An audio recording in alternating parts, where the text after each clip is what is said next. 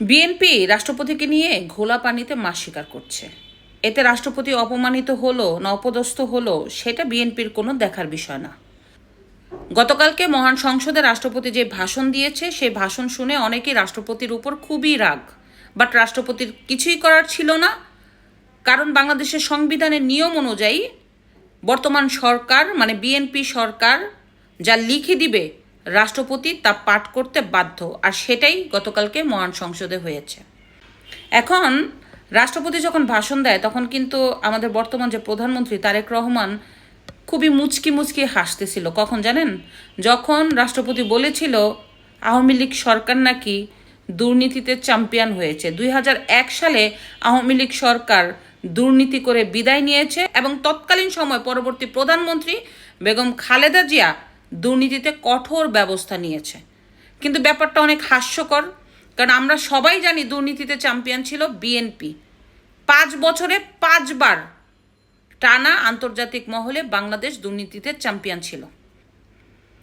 আপনারা দেখেন প্রথম আলোতে আছে 2005-এর 9 অক্টোবর প্রথম আলো কি লিখেছিল বিএনপির দুর্নীতির ব্যাপারে। শুধু তাই না, বিএনপি অনেক ব্যাপারে জনগণকে ওই মুহূর্তে নারাজ করেছিল।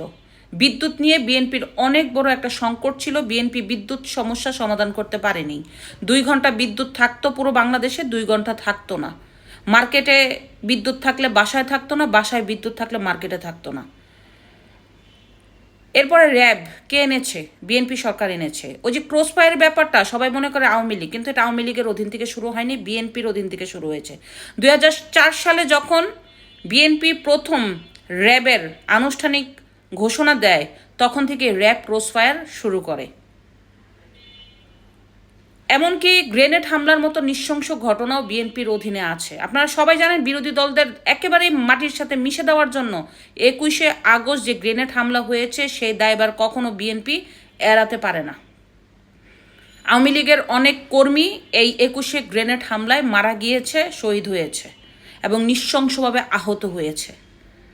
তো 17 বছর হয়েছে, তো জনগণ অনেক ভুলে গেছে, অনেকে মারা গেছে, অনেকের মেমোরিতে কাজ করে না, নতুন প্রজন্ম এগুলি জানে না। তো মূলত হচ্ছে বিএনপি সরকারের ক্ষমতায় আসার দরকার ছিল। চলতে থাকুক 2, 4, 5 বছর, তখন বোঝা যাবে আসলে দুর্নীতিতে কারা চ্যাম্পিয়ন, চাঁদাবাজিতে কারা চ্যাম্পিয়ন, বিদ্যুৎ বাংলাদেশে কতক্ষণ থাকে আর কতক্ষণ থাকে না, কে স্বৈরাচার আর কে স্বৈরাচার না, আর কে বিরোধী দলদের দমন করতে চায়, একবারে শেষ করে দিতে চায়, সব সামনে চলে আসবে। তো মূল কথা হচ্ছে রাষ্ট্রপতিকে নিয়ে যেই ভয়ঙ্কর খেলা খেলছে বিএনপি, জামাত ইসলাম, এনসিপি, তা মোটেও ঠিক না। একটা ব্যক্তিকে নিয়ে তামাশার পাত্র হিসাবে যেভাবে অপমানিত করছে একটা সংসদে, শুধুমাত্র রাষ্ট্রপতি আওয়ামী লীগের নিয়োগপ্রাপ্ত প্রেসিডেন্ট বলে, এটা কতটা যুক্তিসঙ্গত?